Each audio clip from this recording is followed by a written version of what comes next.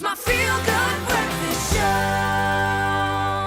The stage is yours indeed. Welcome back as we get into the last half hour of the show. Now, we know that October is World Animal Month. So we've been talking about it a lot. A time in which we can celebrate the amazing wildlife we have in South Africa. What a gift.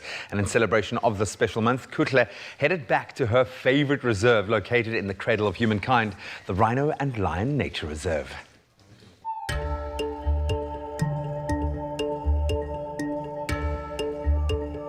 I am so excited because we are back at the Rhino and Lion Nature Reserve near Krugersdorp in the Cradle of Humankind. If you know me, you know that this is one of my favorite places in the entire world. Also, it's another excuse to celebrate World Animal Month. Now, I know as a visitor, it's very easy to marvel at all the different wild animals you see. But do you know how much work that goes behind the scenes to ensure that all of these animals are well taken care of? With 1,600 hectares to cover, it's big enough to keep an entire team of rangers busy.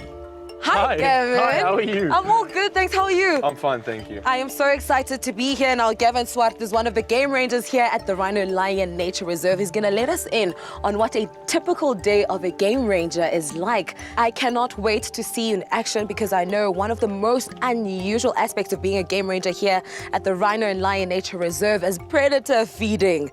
You're going to show me how it's done, right? Yes, are you ready? I am. All right, let's go. Let's go.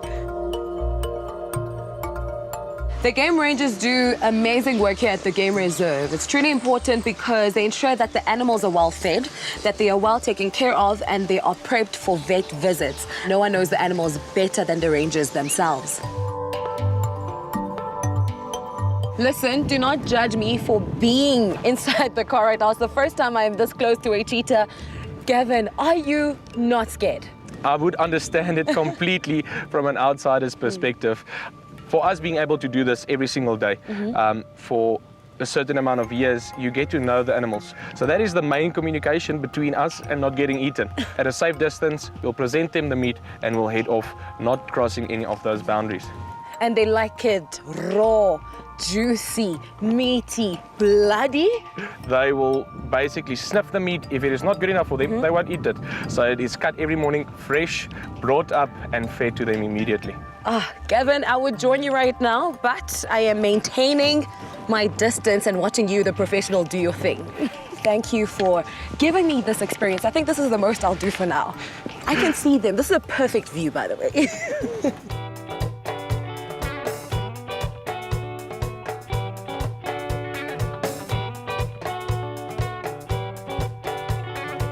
This is the scariest thing I've ever done in my entire life. But I'm young.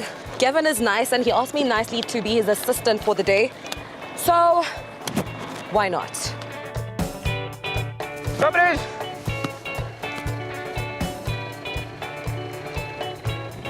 And he's off.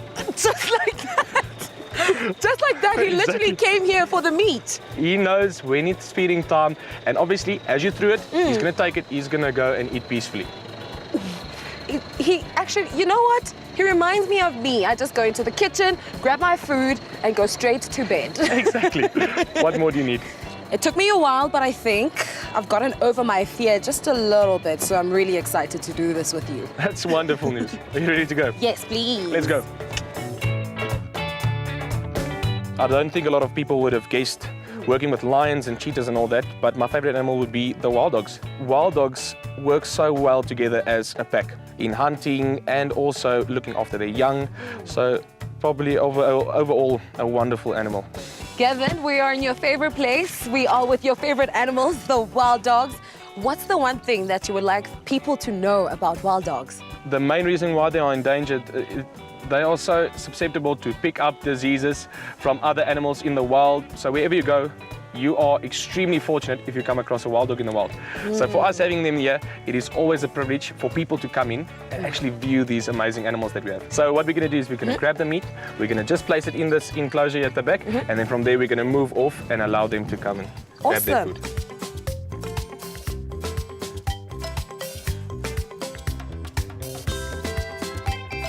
While the game rangers take care of things like checking fences, game counts, and predator feeding, the field guides are the people who share their love for nature and animals with the public. Field guides play a very important role at the reserve as well. They are the connect between the animals, nature, and the public. Right now, I'm with Stuart and Joseph, who are great field guides here at the Rhino and Lion Nature Reserve. Joseph, I'm going to start with you. Please take us through the skills that are required to be fantastic field guides like yourselves. Of course, you have to have the passion about your job, and then you have to be a people's person, of course, because we work with people and at the same time with animals. And also, you have to love the nature in general. Awesome. Yeah. Stuart, take me through what you need to do in order to prepare for your guests every day. So we need to basically ensure that our vehicles are always up to standard, as in they are clean. Our equipment, such as our binoculars, are ready to go. We are ensuring that we are ready to go, give the clients the greatest information we can. So what we've added to that is we actually disinfect and sanitize the vehicles before and after each client hops in and out the vehicle, so that the vehicles are sanitized according to COVID-19 regulations. I love that, sticking to the hygiene levels that are required during this time.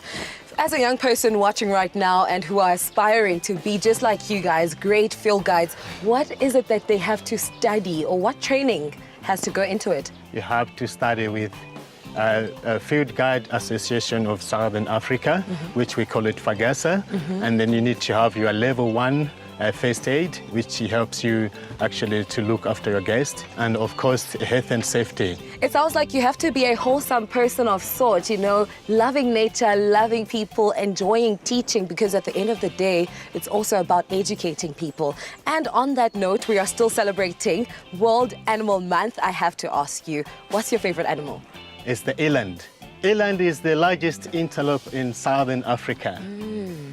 Stuart, what about you? So my favorite animal is the cheetah, specifically because they are very majestic in the way that they move, but they are also adapted to what they have to do, being the fastest animal in the world on land. That's so awesome, and it's so cool that I got to experience them in close proximity today when they were feeding them with Gavin. I say this over and over again, that my visits here at the Rhino and Lion Nature Reserve are all so incredible. They are memorable because there's something new every single time I come visit. The animals are ultimately the most exciting thing. There you have it. When you visit the Rhino and Lion Nature Reserve, you get to enjoy all these wonderful wild animals, all thanks to an incredible team working tirelessly behind the scenes.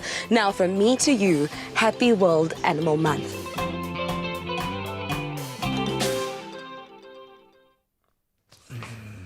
Oh, thank you so much, Kutles. Some amazing specimens there. So now we want to know from you, what is your favorite animal and why? Let us know on our Facebook page at Rhino and Lion Nature Reserve is where you can find them on Facebook, or their Instagram page at Rhino and Lion, using the hashtag The Wild Awaits. Let them know what your favorite animal is. And remember, if you want to see all of those amazing wild animals in their habitat and the beautiful sights of the Rhino and Lion Nature Reserve for yourself, go to rhinolion.co.za and book your visit, and do it now. The wild awaits.